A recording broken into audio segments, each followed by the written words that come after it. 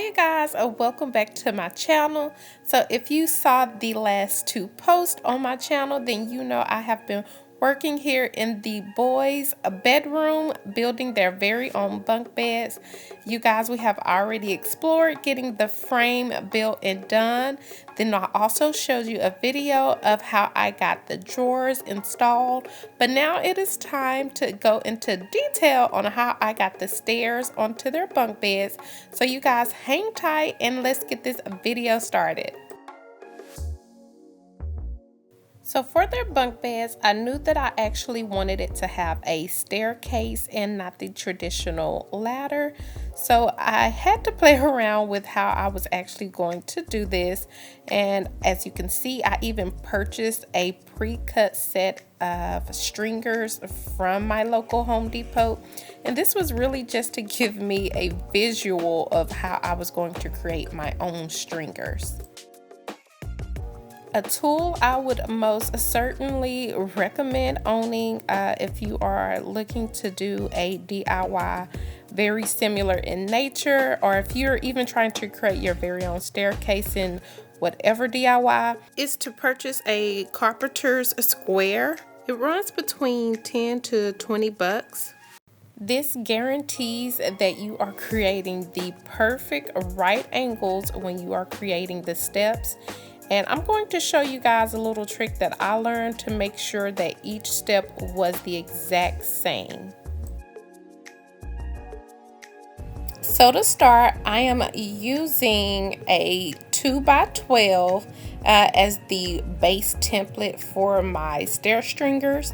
And once I figured out how high each step needed to be, as well as how wide each stair tread needed to be, so that of course someone could actually step up.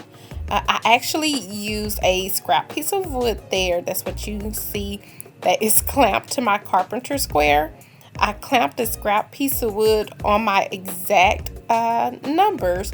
That way, as I slid down tracing on my 2x12, I wouldn't lose the position, and so I knew that I was getting each step the exact same measurement.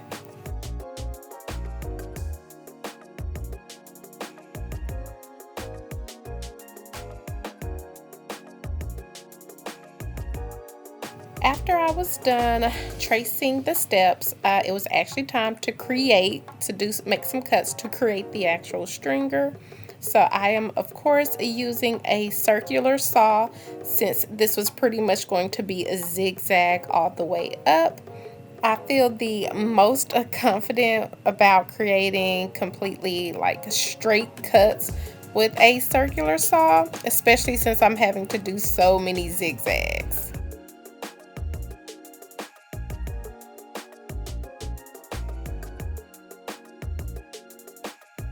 So since the stairway is not going to be completely wide, I just needed 2 stair stringers. So as you can see, I'm taking the first stringer that I created, and I'm using that as a template on the second 2x12 that I had. And to me, this does a couple of things. It knocks out all of the hard work or having to redo the math all over again. Of course, I could use the template that I kind of made with my carpenter square, but since I've already made cuts, for me it's important to make them be as exact as possible. So why not use the first stringer that I cut? So now that I have both of my stair stringers cut, as you can see, I've actually put them in place here on the side of the bunk bed. And I actually had to build a post for the stringers to hang on, as you can see. If you guys follow my Instagram, then this side visual isn't unfamiliar to you. This is actually the process of me building the post that the stair stringers were going to attach to. And this is just the first landing that helps boost each person onto the bunk bed. I just installed it between the studs of the bunk bed and the studs in the wall, and that's how I'm going to attach my stringers.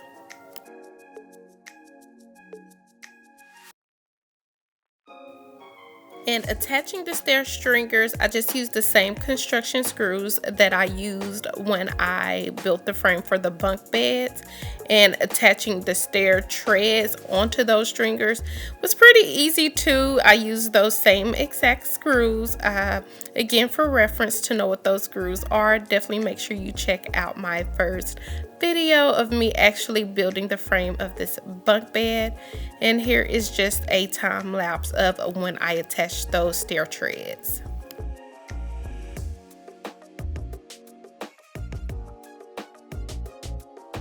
And because more storage is always a plus, I also decided not to install risers. I wanted to use the space in the middle of the stairs as storage. So I also built drawers in these stairs as well. I used the exact same method as building the drawers that are actually underneath the bunk bed. I used the exact same method. So again, definitely check out that video on how I did that. And I was able to create these drawers.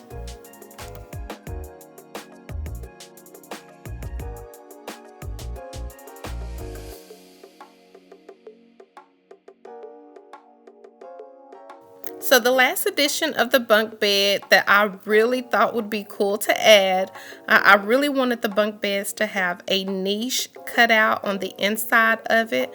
So that's what I'm actually doing here. So when I built the frame of the bed, I briefly discussed how I wanted it to be a niche. So I did bump the frame off of the wall for about 2 feet off of the wall.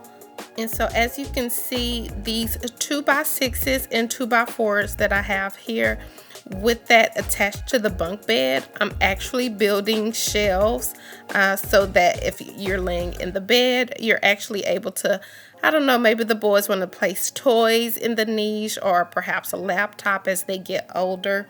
So that's what I'm creating now. So I basically built a false wall for the bunk beds in order to create this niche.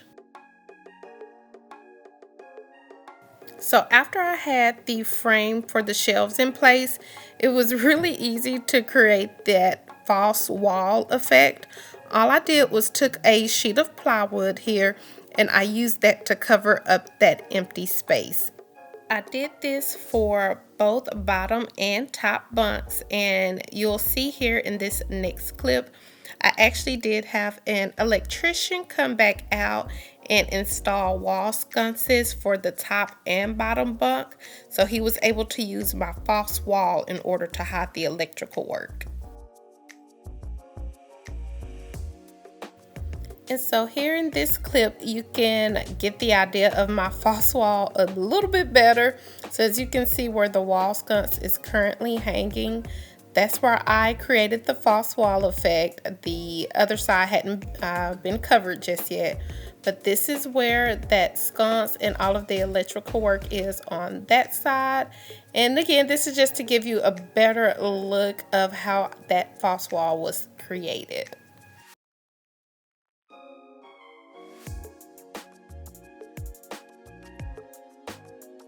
And for the drawers that were in the stairs, I did go and drill in holes on the front faces of the actual drawers. So instead of having to install hardware so no one would trip over it, it's actually now just finger holes, so you can just stick your finger and pull out the drawer as needed.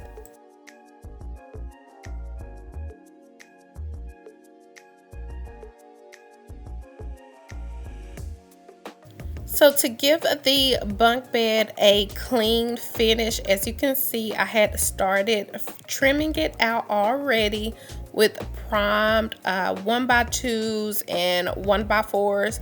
So that's the white face that you see that I had already kind of done around the frame.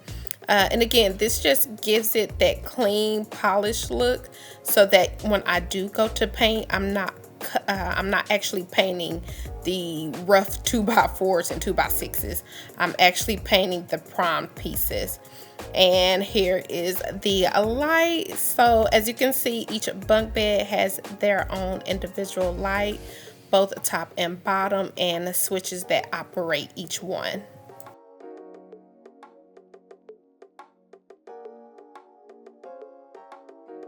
And so here is the bunk bed, the final product, you guys. It came out absolutely amazing. Way better than what I could have ever envisioned. And so I am so excited. Again, this bunk bed, as well as completely makeover for this room, was for Dallas's 4th birthday, you guys. But you guys, I want to thank you again, as always, for being tuned into my channel. Definitely make sure you're subscribed, as well as be sure to follow me on Instagram so that you can see the latest projects that I am working on. And I will see you guys in the next video.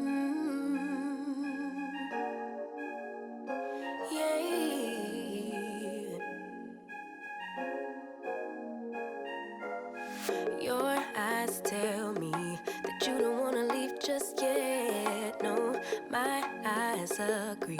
It's almost like when we first met. Oh, I don't care, it's getting too late. I want you and I can't wait. Don't wanna spend a minute without you. I know you feel the same.